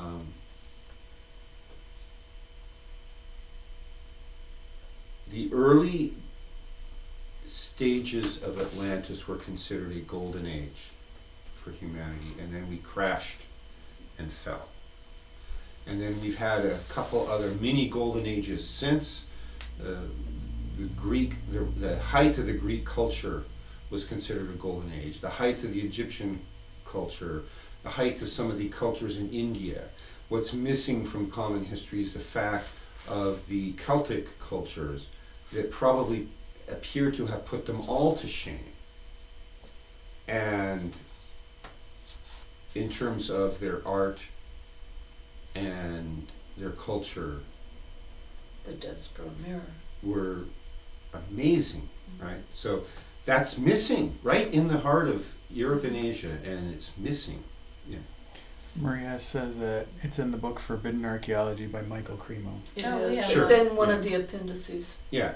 No, yeah, there's a lot of this forbidden archaeology stuff that I've been following for probably 20 years, that 20 years ago, 15, 10 years ago, I couldn't get anybody to talk to me about. And now it's all over the internet. It was back in 2011 and 2012, I was running an internet discussion group called What We Know. That's where my Facebook group that still survives came from, to compile all this knowledge. And I couldn't get anybody to talk about it. I couldn't get anybody to show up and play ball and have real discussions. Whatever aspect of this ancient stuff that was lost and we're trying to remember or is being suppressed. Yeah, that was kind of a little more conspiracy theory oriented at that time. And nobody wanted to play ball. So I finally stopped the discussions. And we went on, and I just kept it going on it. Now, it's on the evening news. Well, I think the thing that's difficult that we should all keep in mind is we're looking at these different things, like your wall and stuff. Is the biggest problem is that it's all coming from sketchy sites for the most part. That there's not that many really good hardcore groups that are looking for facts and try to legitimize what they're saying and, you know, just present the facts. We don't need the sensationalism, and they're all written so one-sided. Oh, well, this is all wrong because of this new great and wonderful theory. And so, you know, I just caution everybody to watch your sources, especially before you post things and buy books and all of that kind of thing. And to check the sources of where the article comes from. When I was doing my graduate research, I realized, you know, I'd read all these great and wonderful things, but then they were all citing the same books. So I finally just started reading the books that were being cited all the times, because that's where they, you know, and let myself come to some conclusions rather than reading somebody else's conclusions. And so so there's that, and then the impartialness of how something is written.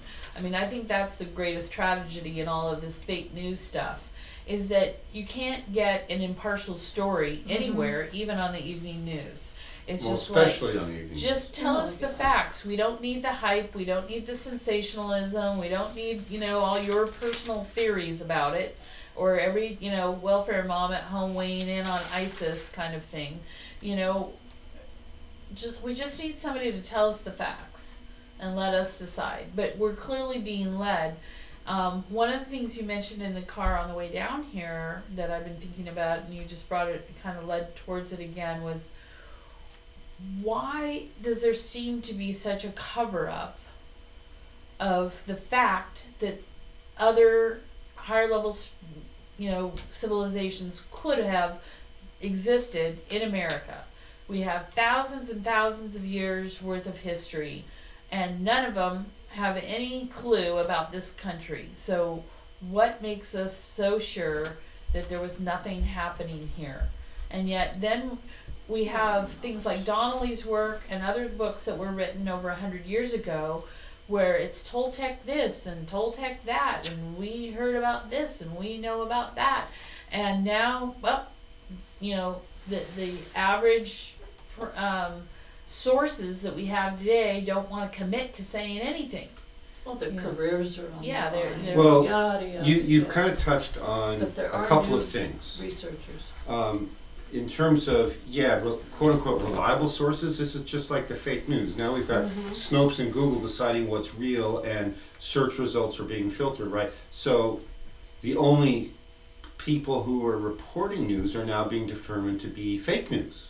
But they're the ones reporting the real news. Right. You know, once they found out all the corruption associated with Snopes, it's no longer a fact check site, it's just another propaganda site. So the problem with this ancient stuff is it's only people on the fringe who are doing this, and there does seem to be a great deal of interest in not acknowledging a certain set of historical facts. Specifically, I put first on the list the fact that there was pre-Columbian transatlantic and trans-Pacific travel. People were getting all around the world, and apparently quickly. I think they were still using technologies such as aircraft or energy-powered vehicles relatively late. The Toltec traditions state that there was communication as far away as India. In India, they describe a location that they communicated with and worked with that sounds an awful lot like how you get there, sounds an awful lot like Mesoamerica. So both ends of that train are pointing, yeah, I was talking with these guys. And that fact is severely repressed. It makes you wonder why. Why is that batch of knowledge in particular, transatlantic travel, let's just simplify it down to that. Why is that so scary? Why is it scary that there were other pre-existing advanced civilizations? And I'll let you think about that. I have theories, but I'm not going to go into them. It's just like when Jesus resurrected, he went to India to learn. Do you hear anything about that? No. Not from the Catholics or the Christians. Well, yeah, most Christians don't talk about it. Question? Maria says they hide it because the doom is probably cyclical, and the most convenient way to take over the world is to hide that it happens and just luck out. Thus, the underground bunkers of the elites, the continuity of government. Yeah, so that's part of it. Again, you want to ask why. Okay, that's another, that's a little more full description of what is going on. It still doesn't ask why. Okay, so they want to take over the world. Well, so does everybody. So did Hitler. So do I. But I don't have the budget Hitler had. So. It's just like they won't acknowledge UFOs. Right. You know, and that's a whole other subject that we could talk about, and there's some stuff on what we know about it. So. Yeah, I wanted to ask you, I mean, so you're talking about India and, you know, how they were traveling and they might have been flying. You know, I've heard things that, you know, so like the UFO phenomenon, they're saying that they're actually, you know, Nazis from Antarctica, but that they, you know, used Vimana technology. They sent people down there, they found the information, and then they decoded it. And then I've also heard that the Manhattan Project was not a discovery project, it was a decoding project. That they got ancient information from, you know, the India, basically where they have like the charred bodies and stuff that they said, you know, could have only happened in like a flash. And Yeah, they put those brains together and they said, okay, what did they have? How did they do this? What when you look at this, what information you come up with? And that was how the atomic bomb was made. So there's a lot of evidence like that points to the fact that there were highly advanced technologies and highly advanced civilizations far into the past. And I'm not talking thousands, I'm talking tens of thousands of years.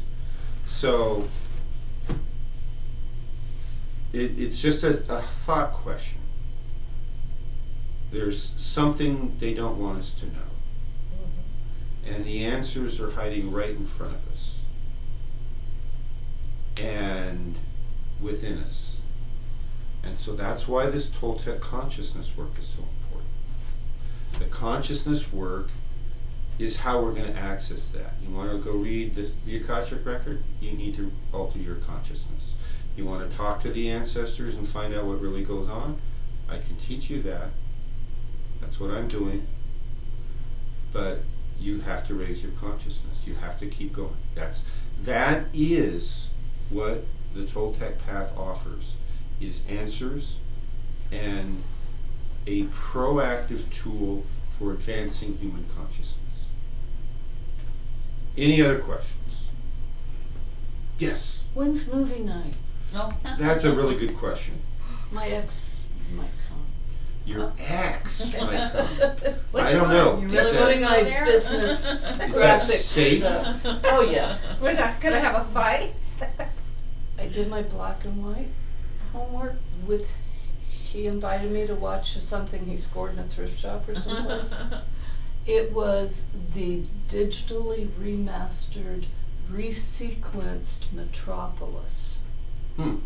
It was glorious. Oh, it was awesome. Okay. Sounds like So- you and your ex are getting back together. No, Okay. not this life. We'll have to wake her up a little if We're she good starts friends. moving in that direction. We're friends, but I don't know. Well, at least somebody's friends with the ex. You know, I heard that Dunsmuir in Welsh means land of the giants. Oh. Really? Yeah. I'm That's weird. We get a subscription to That a doesn't ring magazine. true for me. It's called The Highlander, and my parents subscribe to that for us every year as our Christmas gift. And it's wonderful. And this month there's an article, I'm about half through, about Robert Dunsmuir, who settled in British Columbia. And I'm reading it, trying to find out if there's a link to this Dunsmuir. There is Alexander Dunsmuir, lumber baron from Canada, came through and told Dunsmuir if they'd name a fountain after him, he would give them the fountain. Well, there you go. They've still Yeah, got a So That- that was one of the sons of Yeah. the Yeah, of- but- My personal translation was, and yeah, but probably, but I saw it as dun, meaning dark colored, dark, muir, meaning wall.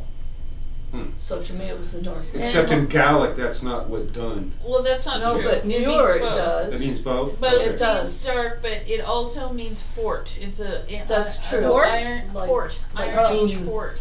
So Like the Muir, Dune of- Dunsmuir could mean Muir's fort. Right.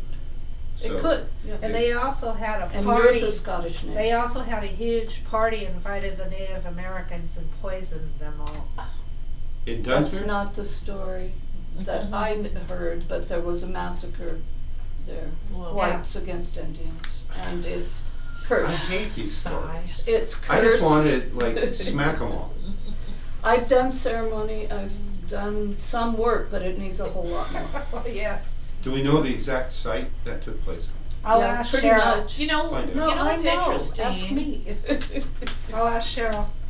is that Sweetbriar property that Liv has. Yeah. There's definitely some Oh. druidic energy there. I'll text her right That's now. what I hear. I've heard a lot of strange stuff from that little pocket. Yeah. Like, yeah, it's like a whole month of coast to coast episodes down there. I've seen things and done some. So anyway, any other questions about Toltec history? Everybody's gonna go home and read their books. I Yes. have an observation. Since the Toltecs hid in plain sight, maybe that's what's going on right now. They're No, hiding we're on the in- internet. This is live on the internet. I've got chartered buses and We're not everything.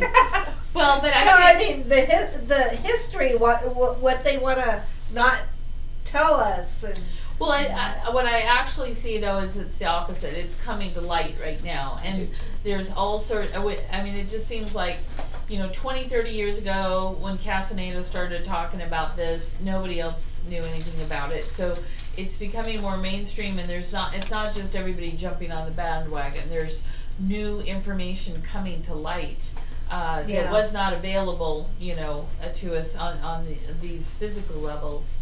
Yeah, I don't even really want to talk much about the Castaneda work. He had achieved a certain level of knowledge in a Toltec lineage, but he kind of made a sharp left turn and He didn't stay connected with the pure intent. He didn't stay connected with the lineage, and he made up a lot of stuff on his own.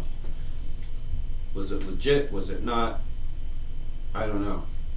But I know it wasn't pure to the intent of the Toltec work. I first read an excerpt from the first book by Castaneda in an Esquire magazine back in the Wow. 60s or 70s. It was just. I don't know that I was old enough to read then. Mm-hmm. No, seriously, I was reading. I was still in grade school, and I was reading my parents' books and Dickens and stuff like that. I was like fascinated by it. Oh, I'd sit with the I didn't encyclopedia for get hours. the cat. Here's here's what I know about, and I'm not going to go into how I know it. The first 3 Castaneda books in order contain a good description of some of the core Toltec tenets. If you strip away the 2/3 to 3/4 of the book that was Castaneda's fear and anxiety and lack of understanding and questioning from a purely rigid, left-brained, logical, anthropological mind. If you can strip out that 2/3 and just focus on the pure teachings of Don Juan, you're going to get some core essence of Toltec philosophy. I don't know that it's more than you'll get over time in the school, but it's there.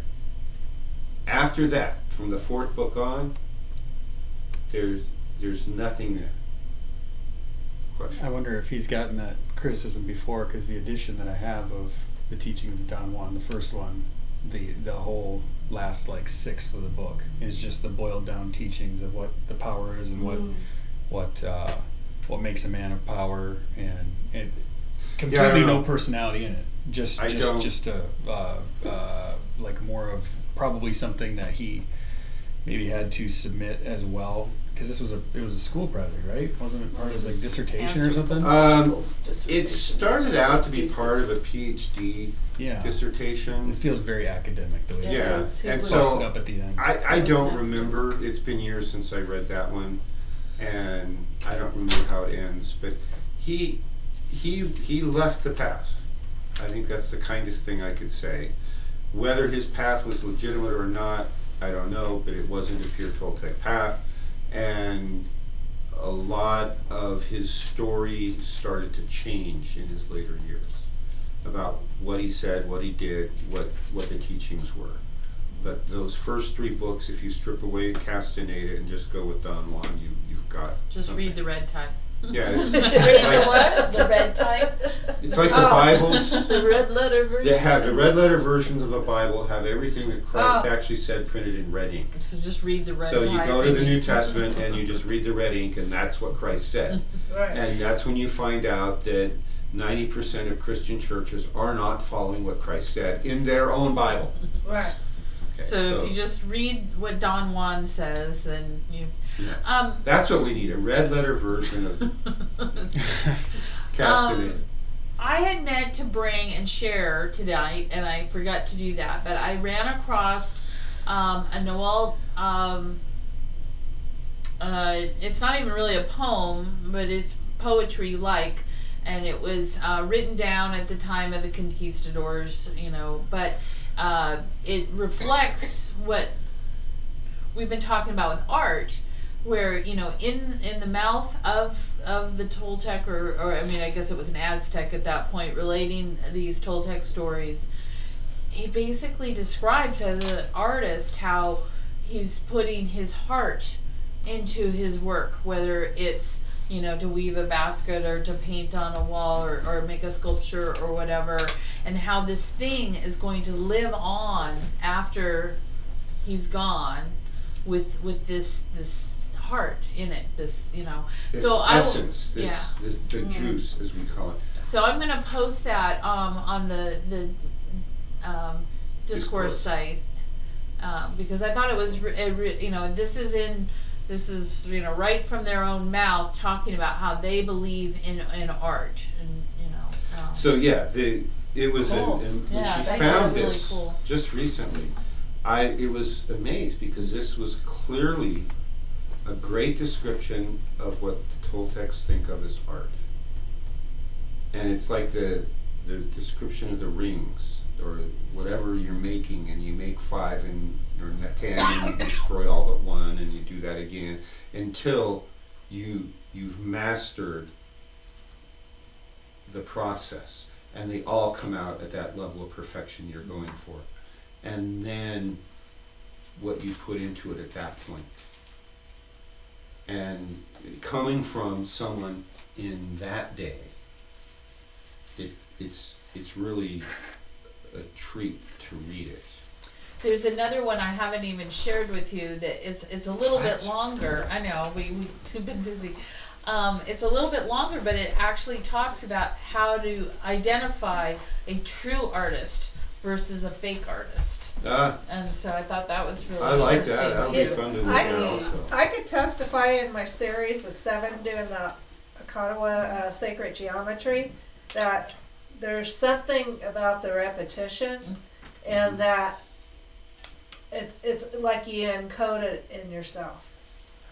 And it's what and you get faster and faster, and I was whipping 2 out like really fast compared to the first one. It's not just the process of doing that with attention that encodes something in you. Right. That's step 1.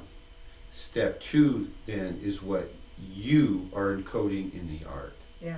And that's what this guy's describing. Yeah, because I asked the Ottawa to please help me draw what I was seeing. That's exactly right. And because, I mean, it was moving in, I mean, you can't like hit the pause button when you see sacred I know. geometry. Right. And so, and I'm going, how am I going to draw this? It's flat. You know, I'm drawing a 3-dimensional thing You did plus other dimensions on a flat surface. You did an amazing Yeah. job. Thank you. Yeah, it's wonderful. I can't wait till you get it digitized so you can sell it and other Toltecas can share in that. This is a little bit premature, but in some of our upcoming shamanic arts days, we're going to be doing more with art. Who's And- art? Oh, Huh? and so eventually though, what I'd like to see is that both online, that we eventually have a place that we can sell our Ottawa art, and that when we're able to manifest our own space for school, that we can display the art and potentially have like an art gallery wall or something like that. So, you know, for those of you who want to learn art, you know, it's like when you see the way EJ works with his students, he basically finds something new that he wants to do. He learns it, he shares with everybody while he's learning it, and then he teaches them, and then they create with it, and then they Who's EJ? sell stuff. EJ Gold. oh. You will get to know, you'll hear us refer to him. After Coyote, he's probably our most significant teacher. I'm not a formal student of his, Bonnie's not a formal student of his, but we show up and he says, oh no, I don't teach one-on-one anymore. And then he spends the next 2 days teaching you one-on-one. So at the end of Teachings of a Toltec Survivor, him and the other students start referencing a lot of EJ's work. So was Coyote a student of EJ's, or were they like co-shamaning, or how did? I would describe it more as co-shamaning. They each have things the other doesn't. Yeah. EJ's 25 years older than Coyote, so he's more senior. He's been at it a lot longer. They both came in enlightened doing different work, and when you meet these people, you know them. You know, you recognize it. Now that I've reached a certain level of ability, I show up at EJ's and he and I communicate differently now because of that recognition. He sees it. Okay, so when you guys get a little further along and we take you down and meet EJ, and he'll go, oh, okay, he'll know. But they offer different tools, you know, so depending on what you need. And in the Toltec Survivor, I think that there was several of EJ's techniques that were introduced, like the American Book of the Dead was introduced during that course, and I don't know, a few other things.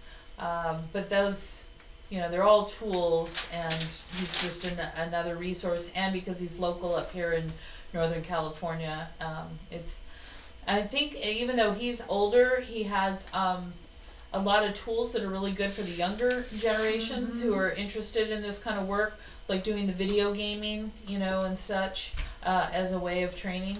So there's lots of resources. I have a Kanawa game. That's an idea. We'll have to sit down with EJ and talk about it.